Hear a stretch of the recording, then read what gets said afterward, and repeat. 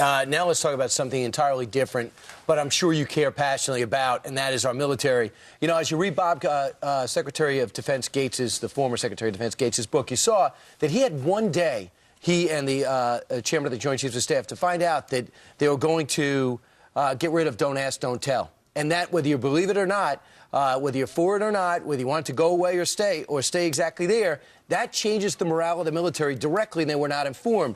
There's something else going on in the military that's going to affect the morale and the way that operation works, and that is they have decided to loosen the standards on anybody's religious practices.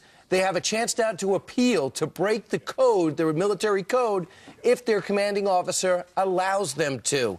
This could just open up the floodgates to changing the rule of law and discipline that the Army has done so well in over the past 200-plus years. Right. Colonel Alan West had some thoughts about the long-term implications of these changes. Take a listen.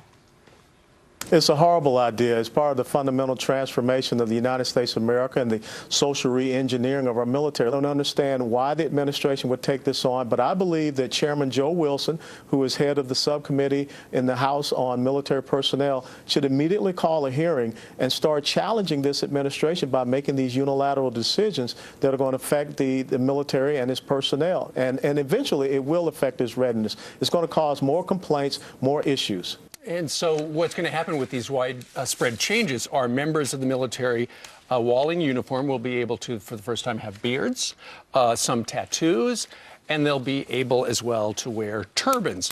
Brian, just an hour ago, was talking to Dr. Zaudi Jasser, who's the president and founder of the American Islamic Forum.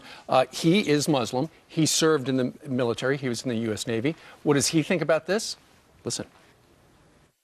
What they do is piggyback on communities that do need some legitimate accommodations, and meanwhile open the door for the litigation jihadists represented by groups like CARE and others to use this as a club on the head of officers that want to maintain safety and mission readiness. Yeah, it's just unbelievable. The New York Yankees will end up with stricter rules when it comes to their players than the U.S. Army has. The real Yankees. Yeah, the real Yankees. You're not allowed to have facial hair there. By the way, Wiccans also, there's like a few thousand of them. They're going to get a chance to plead their case.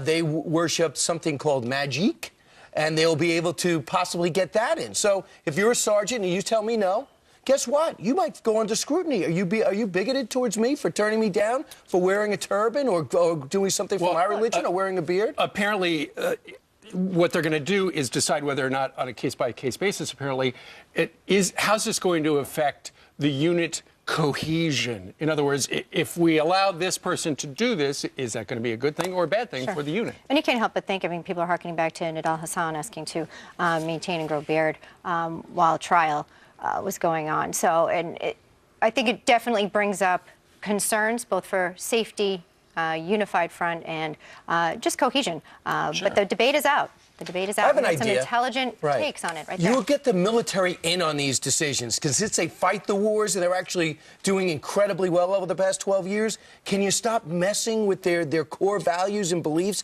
that they found successful over the series, I don't know, of 225 years? Well, these are changes coming from the Pentagon itself. The big question is now, who's pushing them? Now will they allow rules regarding Bibles to be relaxed? Will priests be able to say Mass going forward? Right. Are those changes coming? Because we've seen clamping down on that, on the other hand.